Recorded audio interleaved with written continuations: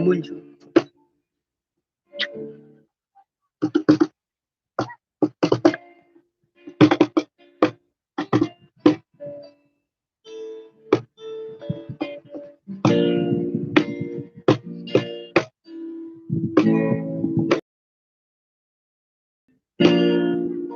Tạm này hiểu gì là nó Cả nhà kasih gawe.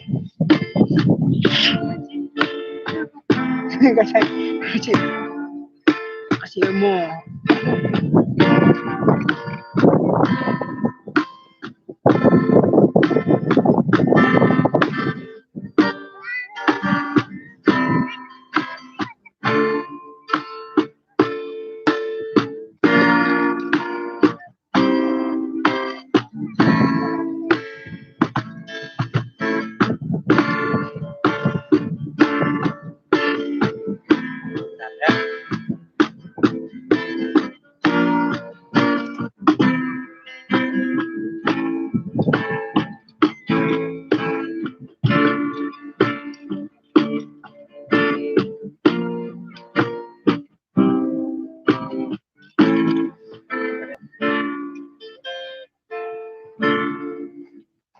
Sàn đâu đâu lưng. bắt tiếp Muốn đi năng nè, thua cho năng bé lấy gì có bắt tiếp đây.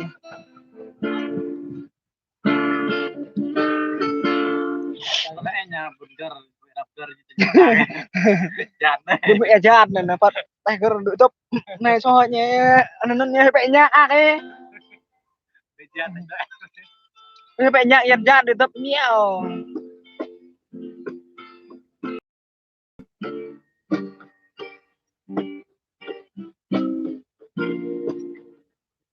Còn đây bé mẹ nhạc là con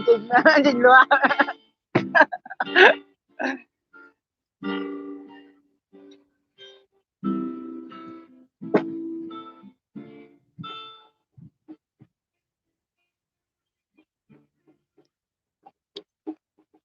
chụp check chụp vẫn lại tôi chơi nhìn giờ mà đâu nó bé nhác đi mình vẫn nghe cái nhác tôi đi thấp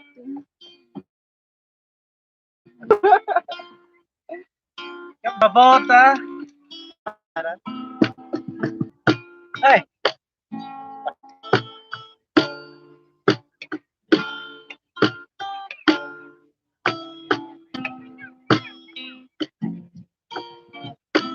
thằng cam hỏi cả chị nên không làm mình vẫn đánh mẹ lại vẫn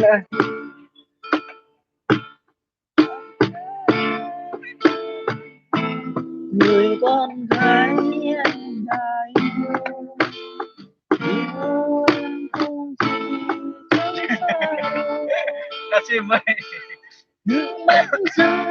rơi em trao tình yêu đó chỉ cho người đến xem lại em đâu giọt nước mắt tuôn rơi rơi ướt trên vùng tình trái tim anh đơn thương yêu em vậy sao đó là gì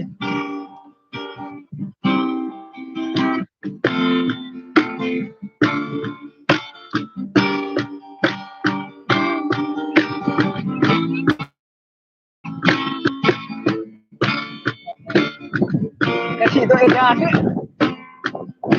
đàn trẻ chứ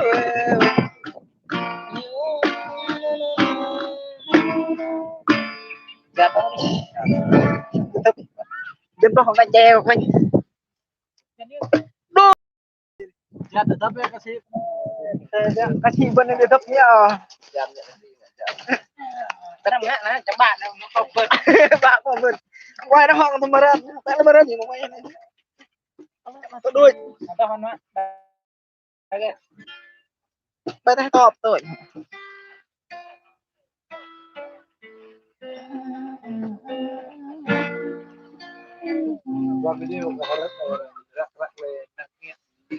ẹt con ẹt này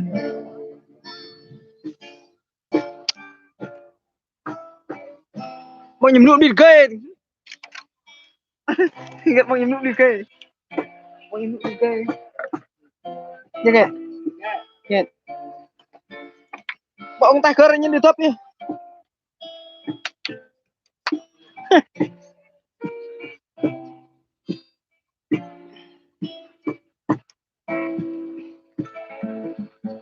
dòng giá yang thế để bài dòng năng tươi thế sao về dòng năng tươi đi xe lưu khai để cho ta yang này ran cha yang ninh lờ phải nào đã sớm giống chào từ con nhưng mà ngoại điền đâu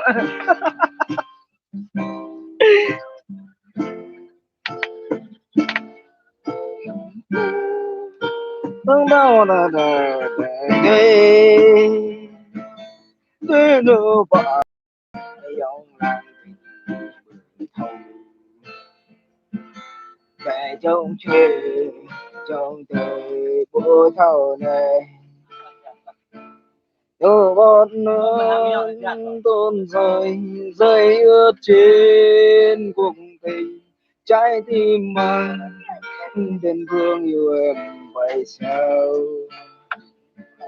vì sao cho nhân lành với cơn đau xa rời chỉ có em mới khiến tim anh hơn đâu chỉ em thôi nước mắt anh không ngừng rơi yêu em xa trôi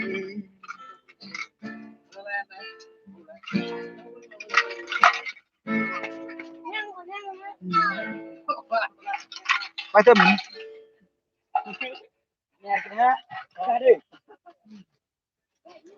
bằng nhầm mò bằng nhầm nụ bằng nhầm xe à ta mà ên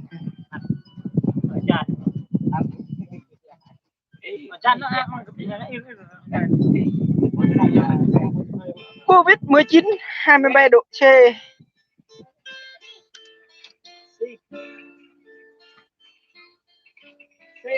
chào 100 lượt xem nặng ẻ chan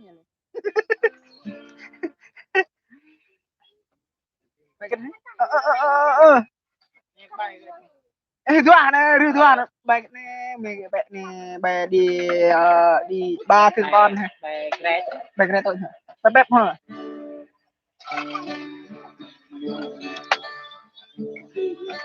ơi đi dòng lặng túi nơi nè dòng to sang dòng bay bơi dòng to nàng cười cười là cười bài mặc quê chơi không nên đã mở ngỡ lên này đã bữa thọ này là đó bữa thọ ha dỡ bỏ như ra rồi bữa thọ dỡ quay như là đi mà đi đi đây là kỳ dụt cho tốt mang em mà tốt mang khó để mang lòn ô ra đây là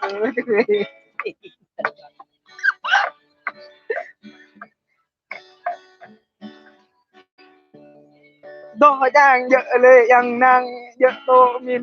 dợ rê này là rê bà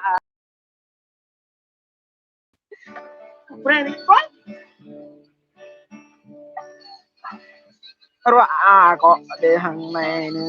nhầm rạ dạ rê chân ta hiểu người là cười có hẹn anh ba mẹ cái